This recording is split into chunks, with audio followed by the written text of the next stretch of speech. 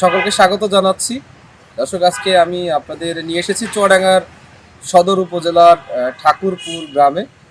একেবারে চুয়াডাঙ্গা সদর থেকে মাত্র 2 কিলোমিটার, 1 থেকে 2 কিলোমিটার দূরে অবস্থিত পীরগঞ্জ জামে মসজিদ। যেটা আসলে আমি যেখানে অবস্থান করছি, এখানে এলাকার মানুষের একটা এলাকার মানুষ জানিয়েছে যে এই আমার পিছনে যে স্থানটা আছে মসজিদ একটা, আমি যদি দেখাই আপনাদের, এই মসজিদটা হচ্ছে 1698 খ্রিস্টাব্দে প্রতিষ্ঠিত হয় এবং এটা অলৌকিকভাবে কিন্তু প্রতিষ্ঠিত হয়। এলাকার মানুষের সাথে আমি কথা বলেছি, তারা কিন্তু জানিয়েছেন যে এইটা হচ্ছে হঠাৎ করে রাতের আধারে এই মসজিদটা কিন্তু এই মসজিদের যে গম্বুজ দেখছেন, এই গম্বুজগুলো কিন্তু প্রতিষ্ঠিত হয়েছিল এবং সবাই ধারণা করছে এটা জিন তৈরি করেছিল। সেই থেকেই কিন্তু এই এলাকার মানুষের একটা যে সমস্ত অনেক লোকজন আছে এখানে এবং বিভিন্ন স্থান থেকে দর্শনার্থী আসে এবং এখানে এসে নামাজ কালাম পড়ে এবং এই জায়গায় এসে বিভিন্ন ধরনের দোয়া করে তাদের মনের আশা, এবং অনেকের রোগ থেকে মুক্তি পাওয়ার জন্য কিন্তু এখানে দোয়া করে। তবে এখানে দেখছেন যে এখানে বেশ কয়েকটা কবর আছে।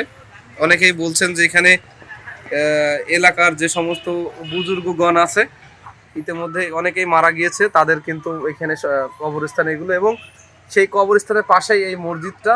যদিও এই পীরগঞ্জ নাম দেওয়ার পিছনের কারণ হচ্ছে এখানে বেশ কিছু পীর বসবাস করতে এবং তারা হয়তো এখানে মৃত্যুবরণ করার কারণেই এই গ্রামের নামটা করা হয়, পীরগঞ্জ জামে মসজিদ নাম দেওয়া হয়। পরবর্তীতে যখন এই মসজিদটা একেবারে নির্মিত হয়, অর্থাৎ রাতের আধারে, সেই তার পরবর্তীতে কিন্তু এখানে দেখছেন যে জায়গাটা কিন্তু অনেক সুন্দর করা হয়েছে এবং যদিও মসজিদটা পরবর্তীতে সংস্কার করা হয়েছে, কিন্তু গম্বুজগুলো দেখছেন যে 2টা গম্বুজ আছে। এই গম্বুজটা কিন্তু সেই আমল থেকে আছে এবং এই গম্বুজের এখানে আসেন লোকজন এবং বিভিন্ন ধরনের নিয়ত করেন, সেখানে আসেন এবং প্রতি বছরে এখানে একটা ওয়াজ মাহফিল হয়ে থাকে। তবে এই এলাকার যে মানুষ, তারা কিন্তু বলেছে যে এটা আসলে দেখছেন, আমি যদি একটু দেখাই, ওখানে একটা পানির বোতল রাখা হয়েছে এবং বেশ কিছু বোতল ওখানে আছে। সেখান থেকে সকালে বা দুপুরে পানি ছুঁয়ে যায়, পরবর্তী দিন এসে পানি নিয়ে যায়।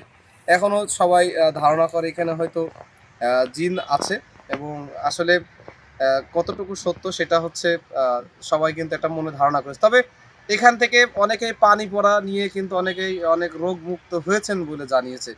তবে জায়গাটা খুব নিরিবিলি, অনেক জায়গা থেকে লোকজন আসে। তো আসলে এই মসজিদটা কেন্দ্র করে এলাকার একটা ব্যাপক সুনাম আছে। তো এই ছিল আসলে আমার কাছে চুয়াডাঙ্গা জেলার ঠাকুরপুর মসজিদের কিছু তথ্য।